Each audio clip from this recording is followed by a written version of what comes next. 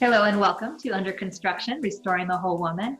I'm your host, Cynthia Martin, here with my beautiful co-host, Sonia Marie, and we are her conscious life experts and holistic advocates, and we're excited to bring you another show here on our weekly broadcast as we share unconventional wellness, wisdom, and advice, courageous conversations about perseverance, authenticity, and reclaiming our power as modern mindful women.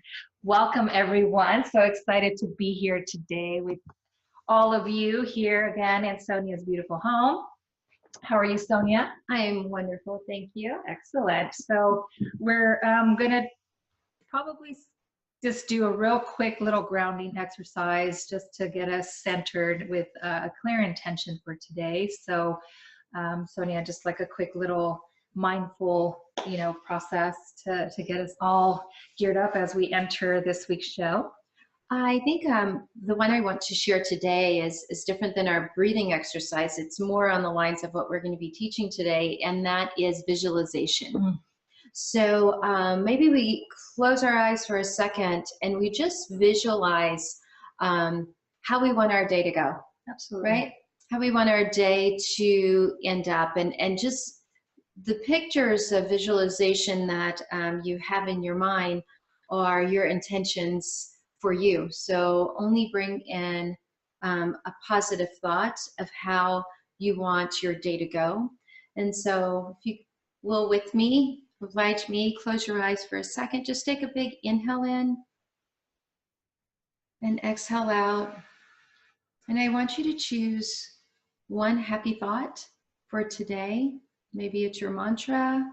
Maybe it's, I just want to feel really strong and confident in my body today. And I want you to feel what it feels like to feel confident and strong in your own body. And I want you to take 30 seconds to do that.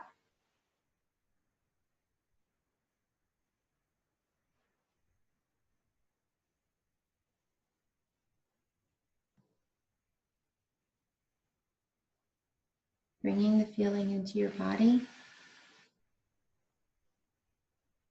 how it feels to feel physically strong, how it feels to show up and speak confidently, to dress confidently, to be heard with confidence and understanding that the right message is coming across for you. And take an inhale in and release out any negative thoughts, just holding secure to that positive feeling in the body. And exhale out. You can open your eyes. Awesome. Very good. So intention, we're going to touch on that as part of today's show. And I wasn't being silly. I actually was, doing my quick superwoman pose so that I can embody, because that's, clearly something we don't just talk about this stuff and teach it to you guys. We really do apply it and practice it in our own lives, because just like all of you, we have challenges and we have uncertainty in our lives and insecurity. We have the mental chatter, but the difference from where most of you are and where we are is that we have a lot more experience and tools in applying these things, and we just want to share the things that work for us, right? And it might be silly. I have little kids, and 9-year-old, my daughter's gonna be 9 pretty soon, and my 5-year-old going on 21. But it's like I always want to integrate like the childlike aspects of things, because we take life too serious, and part of our intention should always be to bring joy into our lives, because joy has an energetic frequency that is a very high vibration. We've talked about it briefly in a previous show about high vibrations, which we're going to go into a little bit more, and how it pertains to our thoughts and how it plays out in our physiology to create the experiences that we have every single day. But why I start off with that is that, Sonia asked you guys to bring a happy thought. So, I like to connect the dots, right? It's like in Peter Pan, it's very much a story about, you know, remembering what it's like to be a child, to have that awe, to have that excitement and enthusiasm for life, that fervor for life, right? And that's what being childlike means, is being able to connect to that part of us that is very real. And I do a lot of inner child work in the work that I do, and I know that it comes up in with your clients, even in just if they're looking to change their bodies. A lot of it comes down to the impact of emotional stuff that comes from childhood.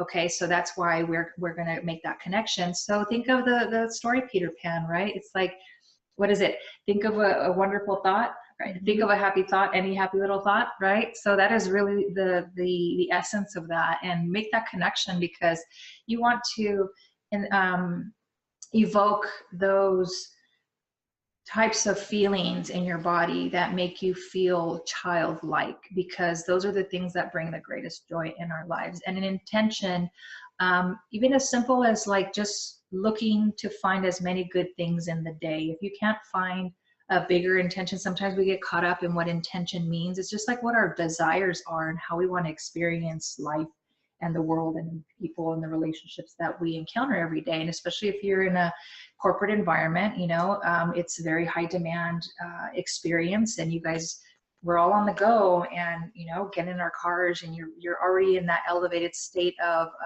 beta waves in your mind, that really active stage. So your intention, starting that, and we covered this in a previous show, starting that as a morning ritual, being clear in how you want to experience the day from a feeling place. Because today's show is about how our mindset, how our belief systems will dictate how we experience everything. And there's I'm going to go ahead and touch on a couple things here real quick, and then Sonia's going to go ahead and talk about, you know, the physical aspects and the scientific reasons as to why we have these experiences, right? So that being said, you know, I love and use a lot of neuroscience in my work, and science of the mind is one of my biggest passions, and I love talking about it. And one of a lot of the great teachers who I follow are scientists, and who have come to this very pivotal point in our our society, that we now are starting to see more and more of like science and spirituality coming together, because you can't have a separate person. We're a whole person, mind, body, and spirit. And spirituality, how I describe that, is like that deeper experience with the true part of who you are, right? And the experience that we have when we have love for other people that you can't explain, right? Like that unconditional love, that is an aspect of spirituality. Us as women, we experience that as, you know, caregivers, and it's like to be able to love someone or something far more, and to live passionately based on wanting to contribute in a much bigger way. That is your spirituality. That is, you know, connecting with your true self. Would you agree? Absolutely. Okay, so how it all kind of ties back into intention and creating your day. You are creating your day consciously or unconsciously at every given moment. And what we mean by that is that you have what we will refer to as programs, just like in a computer or on your phone, how you have different apps, right? You have different apps for your life that are processed in your brain. And neuroscience shows that we are processing about 60 to 70,000 thoughts every single day. But the scary part is, right, is that over 90% of those thoughts are the same ones you had yesterday. So if you had a crappy day yesterday and you were not having a good experience with the people at work, with your, you know, with your kids, with your, you know, significant other, guess what? It all happened because you're wired, your brain is wired to connect with the emotions that are very familiar, and you're going to recreate similar experiences based on those belief systems, and it's a trigger. So what you think, you believe, what you believe, you will experience, and those experiences will affirm emotions, and it's like this cycle, right? So I'm going to hand it over to Sonia so she can talk a little bit about, you know, why, like what's really going on in those hamster wheels inside our minds, right? So take it away, Sonia. It's exactly a hamster wheel, right? It's like Groundhog Day every day. The 90% of those thought patterns that you were talking about are in our subconscious mind. We're not consciously doing this. We're on autopilot. Yes. And there is this really intricate system that's called a reticular activative system. And it's basically a filtration system in your brain. And Mel Robbins does this brilliant analogy and shows great descriptions and images of what that actually looks like and where in the brain. And so if you get a chance, take a look at it. But what this system actually does is it is a protective filter. And if we didn't have this filter, we would basically have a brain meltdown. Just as if we could take in all the information that we get, all that people tell us, all that we read, all that we hear on TV, all that we hear on magazines, and get all this information, and all the information come in at the same place, our brain would explode. Like, we wouldn't be able to figure, I call it, we wouldn't be able to filter out the bullshit. Yes. We wouldn't be able to filter out the good, the bad. How do we decide what's good and bad? And that's what this filtration system does. But it happens from a place of programming and behavior habits. That's exactly why we emotionally eat, or we emotionally keep getting into the same relationships and attracting the same people, because this filtration system that, unfortunately, I love you yourself has programmed, and the people in your life has programmed as you're growing up through your life and your experiences. This is your filtration system, and this filtration system will align you with your past experiences. So if you hear, let's take politics, for instance, that is going on, whether you like it or not, what's happening, your belief system will go, that person is full of it, or I so agree with that point. You will align with what your system and your beliefs of what you've allowed and the people that have helped you program through your childhood in what feels safe for you. Exactly. So when things feel safe for you, that is your gauge. That's even where your fight or flight hormones go to, of feeling safe, feeling secure, or actually processing something that maybe isn't safe for you, but is familiar to you. Therefore, your filtration is in that like mind of, I think I connect with this person, even if it's a toxic person to me, because it's familiar. So I keep doing that. And this is all happening subconsciously.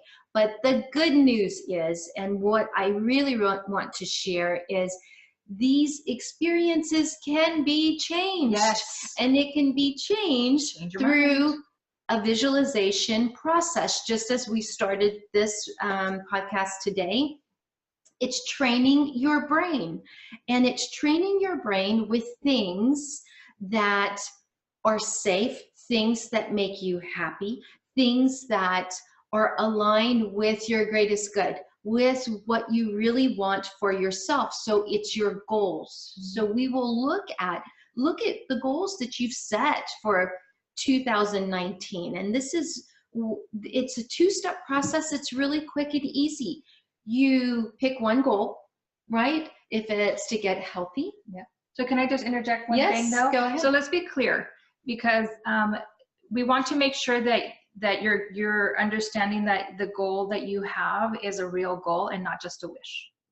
Okay? Because the goals to make changes in your life, to lose 5 pounds, to lose 10 pounds, to go to the gym, to get a new job, to get into a better relationship, it doesn't happen without you putting inspired action behind it. So I just want to make sure that when we talk about goals, that they're not confused with the wishes that we make about things that we think we want, but we won't put any effort towards. So sorry, I just That's right. No, that's exactly right. Thank you for bringing that up, because yes, we all have a wish list. Yes. Without steps to how we're going to proceed to that goal that we're setting, we first need to know why we're doing it. It's getting clear on your why. Getting clear on it. And it has to mean enough to you where it's it pulls you to taking actions every single day. And one of the key things that works for what we do is that don't make it about yourself. Don't make your end game about you, your gains in it. Who are you making the change to better their lives, right? As women, we're really, you know, it's a very common thing for us to be people pleasers, and we did a show on that whole thing, but it's really easy, and it's a big problem for all women of all walks of life, of putting their needs last, right? But what if your children's life is at stake, which it is to some degree, by what you're teaching them and how you're showing up in life? You're setting them up with their programs that you're lead by example. You're leading by example. You're setting the program for your kids. So the unhealthy habits that you have in how you think, how you talk about yourself, how you talk about other people, how you treat your body, how you talk about your body, how you know, just how you look at life in general, that's a program that you're passing down to the next generation that's in your own house, if you have kids, right? Or your spouse. Like, you know, those are things to be mindful for, and then to be aware of. And mindfulness is about bringing awareness to the things that we're experiencing every single day and the things that we're choosing to do. So it's not just about making a choice to make a change, because half the time we won't make the change for ourselves. But if we make somebody else the benefactor of that goal, damn Skippy, you're going to make it happen. Right? But your why has to have value. Like, there has to be intrinsic value behind the choice that you're making for the benefit of someone else, because this is something that we apply to our lives, and it's a very much a big thing that we teach, is that when you make, like, our success, our wins are not ours. Right. It is our responsibility to be healthy and successful, because there are people out there, even if it's just one person, they're waiting for you to show up in that way, because what you came to offer, that's what they're here to receive. Right? So it could be, who's going to be your person, who's going to be the individual who's going to benefit, because that one thing that you came here to contribute in your world doesn't even have to be this big magnanimous, you know, change, end world hunger or anything like that. It's just making a significant enough change in your own life, so that the person who's watching you, that is depending on you to give them the right program, can benefit.